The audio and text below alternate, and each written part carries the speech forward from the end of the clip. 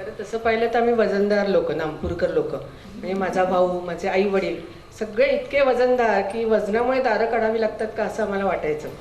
पण आम्ही त्याच्यावर एक असं करायचं की नाही, आम्ही भारदस्त लोक, म्हणजे त्याच्यावर आम्ही पॉझिटिव्ह थिंकिंग करून आम्ही जरा पुढे जात होतो. पण काही वर्षांनी असं लक्षात आलं की नाही, हे भारदस्त, हे वजनदारपणा मला त्रासदायक होतंय. मग त्याच्यातच माझी स्पायनलची सर्जरी झाली, माझी अँजिओप्लास्टी झाली, गुडघेही हळूहळू बोलायला लागले. आणि मग एक दिवस डॉक्टरने सांगितलं की नाही, गुडघ्यांचं पण ऑपरेशन करायला पाहिजे. तेव्हा अजित, म्हणजे तसा मुलगाच येतो, पण तरी डॉक्टरच्या जागी तो झाला आणि त्याने मला सांगितलं की नाही, पहिल्यांदा गुडघ्याच्या आधी जर तू ओबेसिटी सर्जरी करून घेतलीस तर ते तुझे गुडघे दुखत आहेत, ते दुखणार नाहीत. आणि मग डॉक्टर शहांची अपॉइंटमेंट घेतली आणि एक 15-20 दिवसामध्ये ऑपरेशन झालं. म्हणजे डॉक्टर शहा आणि त्यांच्या सगळ्या टीमने इतकी छान काळजी घेतली.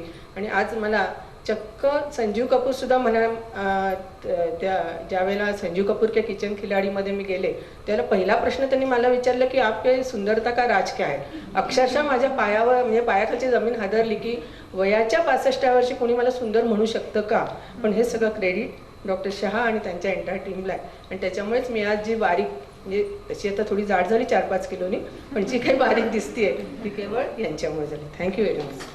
त्यांनी आता मेन्शन केलंच आहे, तर मी मिस्टर अँड मिसेस नामपूरकरांना बोलवतो.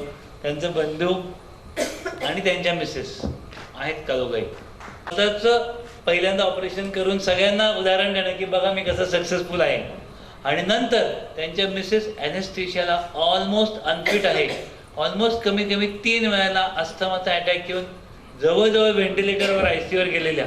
सर्वांना भीती वाटत असताना त्यांनी करून घेऊन त्यांना पण आता कदाचित 1.5 वर्ष अस्थमापासून मुक्ती दिली आहे. तो ॲक्च्युली ओबेसिटी रिलेटेड ॲग्रिवेटेड अस्थमा होता. त्यामुळे मी त्यांचंही पहिले फेलिसिटेशन करतो मिसेस नामपूरकरांचं. मग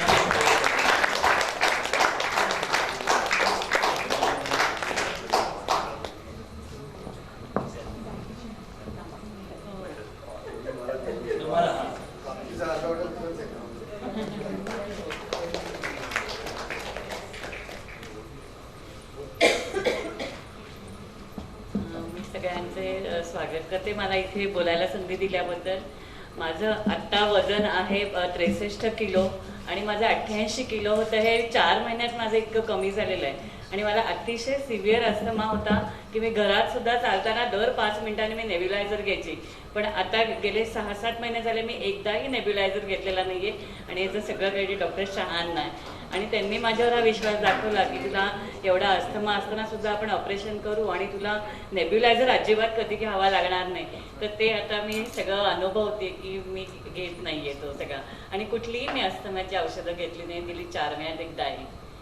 थँक्यू. माझी सर्जरी झाली 3.25 वर्षापूर्वी.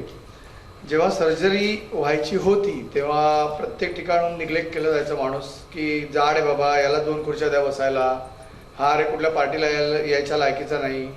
अशा बऱ्याच गोष्टी आहेत की ज्या आपल्याला जाडीमुळे तुम्ही निग्लेक्ट होता. त्याच्यानंतर तुम्ही हळूहळू बाहेर पडता. जेव्हा सर्जरी होते त्याच्यानंतर 2-4 महिन्यांनी तो इफेक्ट येतो.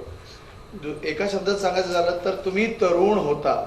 16 ते 18 वर्षांनी तुमचं तारुण्य परत येतं. जे तरुणपणी तुम्हाला जे उपभोगता आलं नाही तर तुम्ही या सर्जरीनंतर ते उपभोगायला लागता. That is the only thing. And credit goes to doctor Shashank Shah and his entire team. LOC लॅप्रोबेझो सेंटर, तर आम्ही लाईन ऑफ कंट्रोल पण म्हणतो कित्येक वेळा.